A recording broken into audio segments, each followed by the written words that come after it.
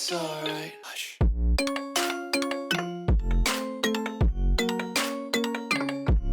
Yo guys, what is up? Max here in our Outriders video, and today we are ranking the characters. Now, I know this is a little bit of a weird video to make. I understand that we are only level 7. We haven't seen all the mods. We haven't seen all the legendaries. We haven't seen how difficult the expeditions are going to be, but we have seen is how these characters play, a lot of the mods that are available to them, and we can use that to extrapolate on how they're going to play in the end game, and also talk about and rank them in how they're performing in the demo.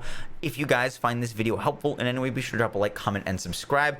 And please drop how you would rank these characters, because obviously this is from my experience and I'm curious to how you guys feel about these characters. And with that, guys, let's get right into the video. Number 4. So to start us off at number 4, and we're going to be ranking from weakest to strongest, is the Pyromancer. I think the Pyromancer is the weakest in the demo. Now, I'm not saying that the Pyromancer is going to be the weakest endgame. I just think that this class is going to be the most gear dependent of the characters to start off. Now, that's mainly because of the Pyromancer's healing mechanic, which I feel like is slightly inferior to the other characters. The Pyromancer only heals off of marked enemies when they die, and until you get good cooldown on your abilities, till you get that anomaly power to kill enemies with your abilities, and until you get like a fire weapon that is usable, you're going to be struggling on this character more so than other characters. Now, I'm not saying that the Pyromancer isn't going to be amazing endgame in expeditions and mobbing. I just think that you're going to need to put a little bit more time into this character to get it as viable as the other characters. And then once you get all those legendary gear, those legendary armor sets, you're going to be cruising with this thing, because the Pyromancer can put out some crazy damage. Now, the skills that we haven't seen on the Pyromancer are volcanic rounds, kind of like anomaly rounds. They basically fill your weapon's magazine with anomaly bullets that will deal burn damage. The next skill is Ash Blast, which is an immobilize, creates an anomaly blast to inflict ash on all enemies in a large radius around you. Phaser Beam is the next one, which you basically fire an energy beam that deals status power and inflicts burn and causes interrupt. And the last skill for the Pyromancer that we haven't seen, that I think is going to be amazing, is Eruption, where you basically just create a volcanic eruption on enemies that's going to do big AoE damage. I think this skill is going to be really nice, as well as Thermal Bomb, Feed the Flames, and Heat Wave are all going to be big skills for the Pyromancer. And I really do think the Pyromancer is going to shine in group play when the enemy density is up, but I do think it's going to be one of the harder characters to level solo until you get your gear going. Number 3. So next up is our number 3 character, and this one's really tough. From number 3 to number 1 are all tough choices. We could argue back and forth. I'm going to pick number 3 as the Devastator, and the reason I say that is because the Devastator is extremely tanky, but compared to the other characters for our number 2 and 3, struggles to put out damage until you get some really good armor mods. Now, the best thing with the Devastator in the demo is the Reflect Bullet skills. This skill, Reflect Bullets, is one of the most busted things I've seen, and we've already seen players using it to basically become invincible and wipe out everything around them. And the only reason I'm putting the Devastator at 3 is because you need all these specific mods to really get it going. You're really tanky, but you are struggling a little bit with single target damage. But I love the Devastator, and I truly think that the Devastator, when the game launches, is going to be the number 2 character in the game, because of just the amount of utility they provide, damage they can put out, and just tankiness. A Devastator in a 3-man composition is going to be so big for your team in everything that they can do. Now, the skills that we haven't unlocked for the Devastator are Impale, which you guys have probably seen. It's an interrupt skill, inflicts bleed, and puts enemies up on a spike. The next up is Tremor, which creates a series of explosions around you, dealing damage and draining health from enemies within a medium radius around you. Then there's Boulder Dash. Now, Boulder Dash, I've seen the legendary armor set give it 90% increased cooldown, which allows you just to spam this all around. And it's crazy. You charge and interrupt all enemies in your path and deal damage, and at the end of the charge you smash and do like a big AoE as well. And then the last skill, and this is the skill that I really think is going to make the Devastator really shine in group play, is Endless Mass. This is like a big singularity, a big AoE pull to pull all enemies in, and it synergizes with the Devastator's legendary armor. After you use Endless Mass, your gravity leap's going to get 50% increased damage, so that's going to be nuts. But just for grouping up enemies and melting them when enemies have tons and tons of health and focusing all your damage at a certain point, I think this skill is going to be amazing. And the Devastator's bleed abilities, the Devastator's just control and mobbing, and its up close healing is going to be amazing. But I am going to put it at number 3 once again for the demo because it doesn't have all these things yet. Number 2. Now our number 2 spot, and this was a tough decision as well, is going to be the TECHNOMANCER. Now the TECHNOMANCER is your long range lifesteal support character that is going to specialize in sniper rifles, and I think the TECHNOMANCER has the best healing mechanic out of all of them. You just heal out of any damage that you do. You have skill leech and weapon leech, and you get increased damage with long range weapons. Now the TECHNOMANCER is not super mod dependent at the moment. The pain launcher is probably the most powerful skill in the demo that we have in terms of DPS, and the cryo turret provides great utility and damage. This character you can play as a healer, help support for your team, or as a damage dealer. I feel like a lot of people are going to go a damage dealer with a little bit of healing for your team.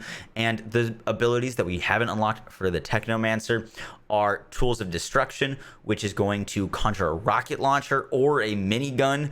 Fixing Wave, which is restores 33% of your health all players and 50% of your health to your turrets regardless of distance, so it's just a big AoE heal. Cold Snap, which inflicts a freeze on all enemies in a radius around you. And Blighted Turret, which is a automatic turret that inflicts toxic onto enemies. The turret's health depletes slowly over time when it takes damage. Now, like I said, I think the Devastator is going to overtake the TECHNOMANCER at the end game. I think TECHNOMANCER is going to be number 2, or TECHNOMANCER will be number 3, and Devastator will be number 2. But in the demo, the TECHNOMANCER is amazing. Now, Blighted Rounds is an amazing skill that gives the TECHNOMANCER damage on its toxic damage on its guns, but also AoE damage to enemies nearby. And with the mod that allows the Blighted Rounds to be replenished anytime you kill an enemy, players are already getting unlimited ammo builds, which when you're healing off of your damage, you're doing AoE damage. It's crazy. Plus throw in some turrets to do AoE damage and freezing.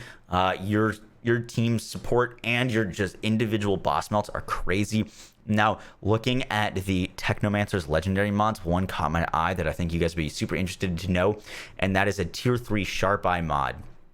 Killing enemies while aiming down sights grants you 459 firepower for 20 seconds, stacks up to 3 times. Now, with a character that you're going to get more healing off of the more damage, if you're aiming down sights and you're giving yourself 459 power stacking up to 3 times for 20 seconds, you're going to be able to spec into a super high damage character, and by doing so increase your healing. And that is why I think the TECHNOMANCER is going to be super strong end game, but I think it could struggle a little bit more than the Devastator with just how much destruction the Devastator is going to cause. And that leads us into our number 1 pick. Number 1.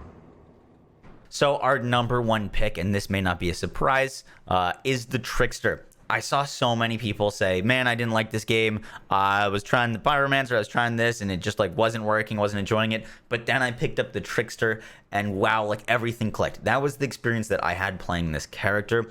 Its abilities scale really well.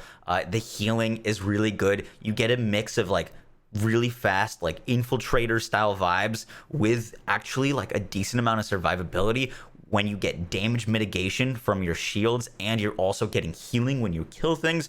The TRICKSTER is going to be your speed farmer, I think, in terms of like just you get a ton of movement speed on this character. Your skills and slows are all really good. At the moment, the TRICKSTER doesn't really need that many mods to be super strong. And once you get those mods online, this character is going to be even crazier. Now, looking at the legendary mods, I didn't see as many like crazy buffs to the TRICKSTER in its legendary mods as I did the other characters. And I'm talking about like legendary armor mods. So that may be a way to like balance them out a little bit. Now, the 4 abilities on the TRICKSTER that we haven't seen yet are Cyclone Slice, which creates a whirlwind of anomaly blades that deal damage and interrupt enemies within a small radius of you for every hit, and it lasts 5 seconds. Borrowed Time is a receive a shield and mark your location for 28 seconds. And you basically just run to another spot, shoot a bunch of enemies, and then you can trigger it and you fly back to your spot. So you get extra movement speed. You're going to be running around with a shield, and then you can just teleport back. The Venenator's Knife. You throw a temporal knife at an enemy. The blade will ricochet between a maximum of 5 enemies within a small radius, dealing damage and marking them. This seems to be the Trickster's best in AoE. Substitution, you got Venenator's Knife, Cyclone Slice, and Temporal Blade. And then Time Rift is the Trickster's last ability, which is a Deception and an Interrupt. Creates a shockwave that suspends enemies in the air, leaving them unable to fight for 3.5 seconds and inflicts weakness. It's an instant weakness inflict, and it has a 10-second cooldown. So the Trickster is very powerful. It is really strong. The abilities flow really well together, and I think it's going to be one of the easiest characters to get up into the end game. Now, at end game, I could be a little worried about the Trickster. I think if you have good gear and you've got a good build, you're going to be just fine on this character. But the biggest thing with the Trickster, and I think players are going to be experiencing this in matchmaking, is Tricksters diving in too far, biting off more than they can chew, and getting overwhelmed in the backlines in expeditions.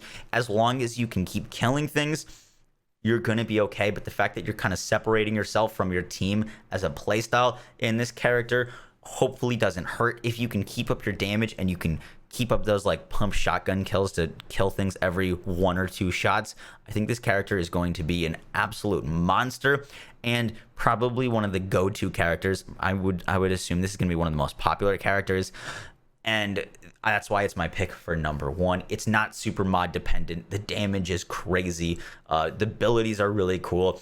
And as long as the character, you're not going too far deep into like expeditions and cutting off more than you can chew, I think this character is going to be basically a must-have. And on top of that, this character gets a slow or like a time warp, which basically is a huge help for your team. If you're using slow trap or any of these skills to slow down enemies, your teammates can just lace them with bullets, all headshots, and it's crazy. It's going to be good for mobbing, it's going to be good for bossing, and it's going to be good for just like team play.